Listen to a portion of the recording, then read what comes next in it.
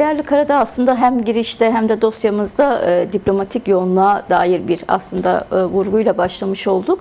Önümüzdeki dönemden biraz bahsetmiş olduk ama geçtiğimiz hafta da aslında çok yoğun bir haftaydı.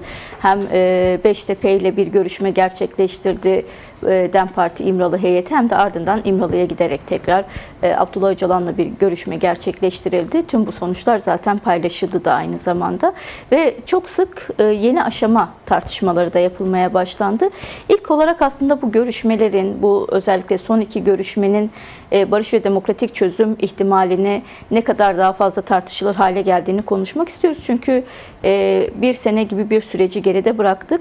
Ancak somut adımlar konusunda hala eleştiriler, özellikle iktidara dönük eleştiriler söz konusu. Bu görüşmeler nasıl bir önem arz ediyor sizce?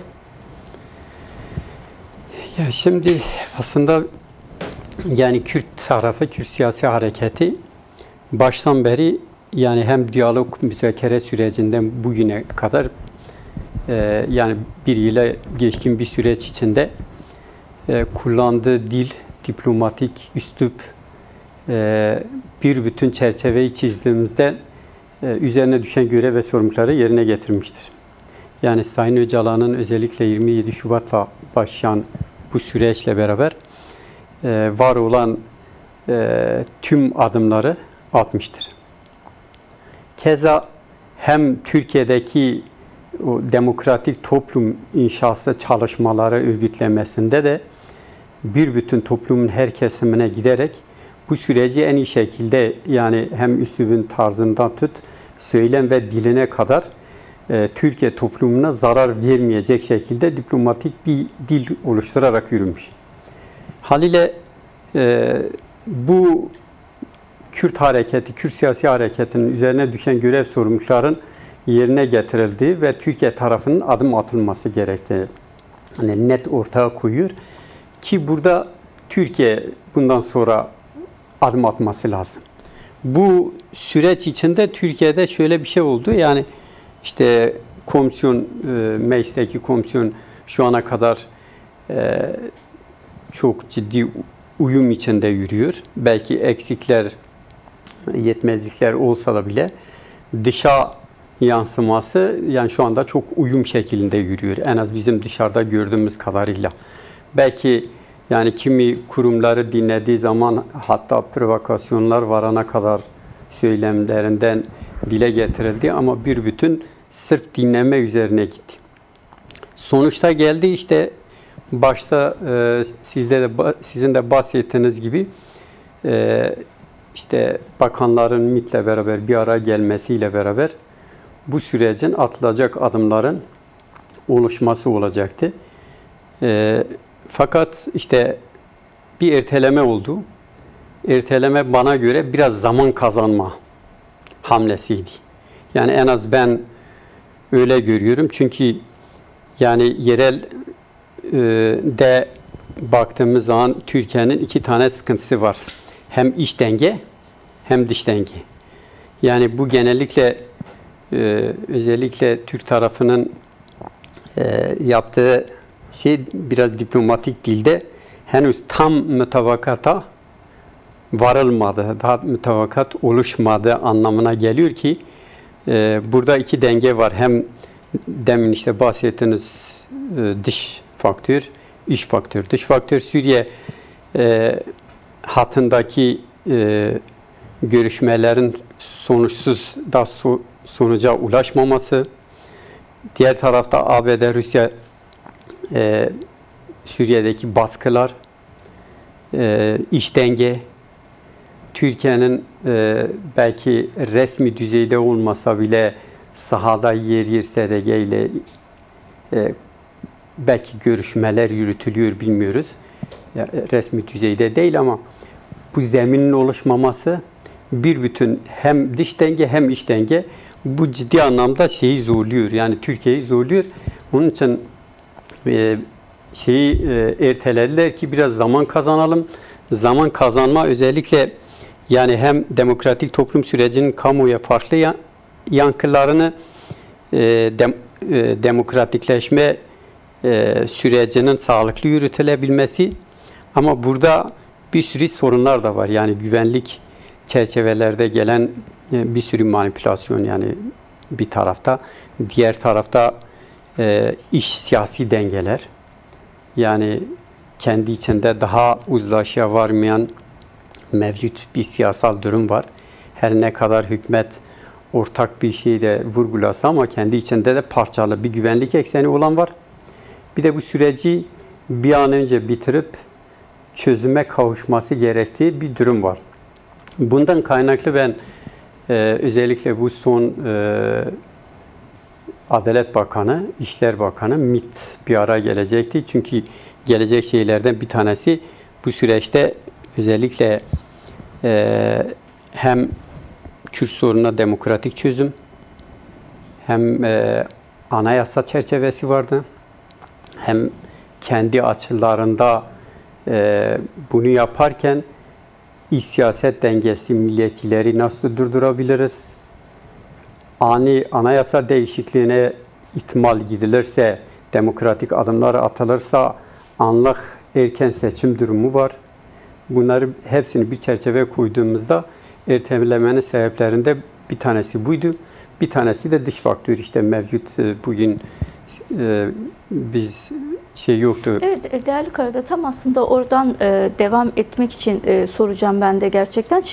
Çünkü sizin söylediğiniz gibi bir erteleme zaman kazanma mı, yoksa başka yani bakanların başka ülkelere ziyaretleri gerekçe gösterildi ama gerçekten süreci takip edenler açısından bir zaman kazanma algısı daha yoğun basıyor. Çünkü bugün MİT bugün yani gerçekleştirdiği, Trump ile Şaran'ın gerçekleştirdiği görüşmeye eş zamanlı olarak Hakan Fidan'ın da Washington'da bulunması aslında öncelikli olarak bir Suriye meselesinin biraz öncelikli olarak ele alındığını da gösteren bir gelişme oldu açıkçası.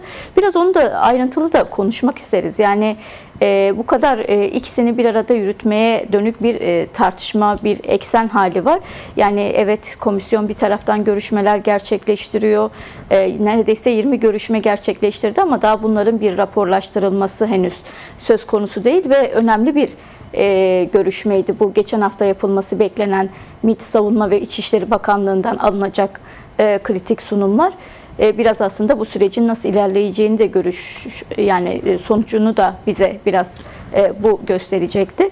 Oradan sormak istiyorum. Yani bu kadar Suriye meselesinde Türkiye'nin rol kapmak istemesi üzerinden belki tartışabiliriz. Çünkü bugünkü görüşmede yaptırımların kaldırılması temel tartışmalardan biri Şara ile Trump arasında ve bunun için Türkiye'nin özel olarak ricacı olduğunu da biliyoruz. Trump'la bununla ilgili görüştüklerini de biliyoruz. Buyurun. Yani bu özellikle Suriye üzerindeki çerçeveyi çizdiğimizde, yani Suriye'de bir sürü etkenler var. Bir sürü bölgesel güçler var.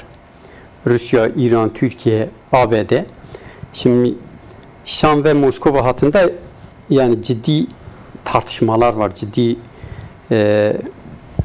çalışmalar da var. Özellikle Rusya'nın Şam'la koordineli güvenlik bir hat oluşturmaya çalışıyor, biliyorsunuz orada. Şimdi bunu yaparken bir tarafta özellikle Suriye Demokratik Güçleri özelliği garanti altına almak istiyor. Diğer tarafta ABD, SDG yeniden işte bir ara, bu hafta da 2 gün önce de bir ara gelerek hem Heseki Derezor hattında yeni mesajlar ABD tarafında işte komutanlar düzeyinde verildi. Biz buradayız, müttefik güçlerimizle beraber hareket ediyoruz. Diğer tarafta özellikle İdlib, Halep hattında, Halep kuzeyinde rejimin bir tarafta özellikle TC destekli gruplar var. Onlarla yer yer çatışma halindeler. Çözülmesi gerekir. Çok ciddi anlamda özellikle İdlib, Halep kuzeyi çok tıkanmış. Şimdi bunları hepsini de bir ara getirdiğimizde yani Türkiye SDG ile özellikle Suriye Demokratik Güçleriyle demin bahsettim, doğruda belki temas yok ama yani temaslar yürütüyor, doğruda resmi bir şey yok ama çünkü Türkiye şu anda sahada çok ciddi anlamda zorlanıyor. Haliyle yani sahada olmak istiyor, çözüm arayışında ama küresel güçler özellikle Rusya, İran, ABD, Batı güçleri çok ciddi anlamda Türkiye'yi zorluyor. Bir de bu etken var. Yani bir tarafta da Körfez ülkeleri var. Haliyle tüm sorumluluk Türkiye bırakıldı. Altında kalkamıyor. Oranın inşası var. Bir istikrara kavuşması lazım. İstikrara kavuşmaması durumunda Türkiye ciddi anlamda yansımaları olacak. Mevcut bu durumda ister istemez çok ciddi anlamda dışarıda ABD ile bu temasları yürüterek işte bir an önce Suriye'nin sorununu çözelim. Ama çözelim derken Kürt sorunu çok tıkatıyor. Orada çözümsüzlük yaratıyor. Şu anda onu da kaldırabilecek aslında ajandaları da yok. Yani biz Suriye'deki mevcut yapıları özellikle özerk yönetime yönelik tamam biz Suriye'nin inşası için çalışma yürüteceğiz ama Kürtlere ne getireceğiz? Burada tıkanma söz konusu. Bunu bir tarafta da bunu aşmaya çalışıyor. Özellikle bunun yansıması ile Türkiye'deki demokratik toplum inşasının çalışmasının şeyini de sekteye uğratıyor, yavaşlatıyor yani. Kısmen olsa yapmaya çalışıyor, yürütmeye çalışıyor. Bu yavaşlatıyor. Haliyle hem bunun yansıması Türkiye'deki iç siyaset hem de hükümetin kendi içindeki hem güvenlik tarafı olan bir grup hem sorunu çözen taraf bir grupla arasındaki anlaşmazlık da söz konusu. Yani tam anlaşamama durumu da söz konusu. Ertelemenin özellikle bunun iki ekseniyle birleştirdiğimizde Türkiye hem zaman alma yani oyalayıp biraz zaman kendi içindeki sorunlarını çözme. Çünkü bir ara geldiği zaman özellikle MİT, Adalet Bakanı, Dışişler Bakanı bir araya geldiği zaman Kürt sorunu demokratik yollarla çözelim. Yerel yönetimlerin güçlendirmesiyle ilgili önünde program var. Hukuk, demokrasiyle ilgili önünde bir sürü şeyler var. Bir tanesi okey demesi lazım. Bu kendi içindeki o uyuşmazlık ister istemez oyalama ve erteleme neden oldu. Önümüzdeki süreçte göreceğiz ve bugünkü özellikle ABD görüşmesinde Kulani ve yani El Şara ile Hakan Fidan'ın da katılacağı bilmiyorum nasıl bir çerçevedir göreceğiz. Belki Suriye'deki kısmen yani yaptırımlar dondurulan yaptırımlar devam ettirilir, tam kalkmaz. Çünkü IŞİD'le mücadele var. Trump'ın dayatacağı İbrani anlaşmaları var. Trump'ın dayatacağı. Bunlar bir sürü çerçevedir. Bir tarafta da özerk bölge ile olan ilişkiler var. Yani iki yönlü Türkiye'nin de buna müdahil olması sonucunu göreceğiz. Bakalım bekleyeceğiz. Evet, önemli bir görüşme trafiği gerçekten. Sonuçları da hem bizim coğrafyamızı hem Suriye coğrafyasının tamamını da etkileyecek gerçekten. Peki değerli Karadağ, şimdi bu süreçteki tekrar diplomatik görüşmelere, yapılan açıklamalara baktığımızda geçiş süreci ve yeni aşama gibi kavramlar çok sık kullanılıyor. Şimdi biraz aslında bunu konuşmak isteriz. Yeni aşama derken neyden bahsediliyor, hangi aşamaya geçildi ve bu aşamada yapılması gerekenler, geçiş süreci denilen süreç içerisinde yapılması gerekenler, atılması gereken adımlar neler sizce? Yani şöyle bir şey olabilir. En az benim kanaatim iş aktörlerle son kez bir araya gelip tartışıp değerlendirip bunun giderilmesi üzerine tartışma yürütülebilir. Çünkü iç aktörler özellikle o demin bahsettiğim savaş manipülasyonu yapan gruplar çok ciddi anlamda Türkiye'de ön plana çıkmaya çalıştı. Dil konusunda halen basının dilinin değişmemesi bundan kaynaklandığını diye düşünüyorum. Değerli Karadağ, zaten aslında biraz önce siz de vurgu yaptınız. Hani süreç biraz gerçekten Kürt Özgürlük Hareketi üzerinden ilerliyor. Devlet açısından, iktidar açısından şöyle bir eleştiri de zaten söz konusu. Yani kurumların yozlaştığına dair, çürüdüğüne dair ve bunların dönüşümünün de bu sürece uygun dönüşümünün de zorlanacağını da görüyoruz ki bugün bir tane örnek yaşandı aslında. Elazığ'da bir tutuklunun idari ve gözlem kurulu kararıyla tahliyesi erteleniyor. Gerekçe ise pişmanlık dayatmasını kabul etmemesi.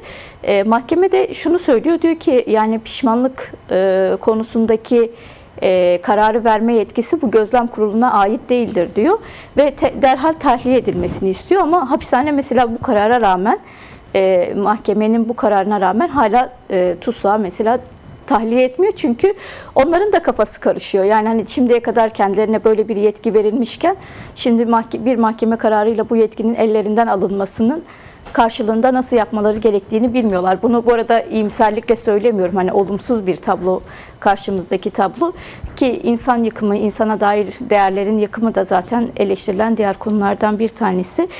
Belki biraz da aslında son dönemlerde özellikle geçen hafta epey de tartışıldı. Kobane Kumpas davasına dair AİHM'in verdiği karar vardı. Ancak benzer şekilde bu karara rağmen hala bu kararın devreye konulmadığını da görüyoruz. Biraz aslında benzer durumlar yaşanıyor. Biraz belki yine Washington'daki görüşme sonuçları bekleniyor. Bu kararın uygulanmasının bu süreç açısından sizce nasıl bir önemi var? Nasıl bir eşik olarak görülebilir? Ya, tamamıyla birbirine bağlıdır.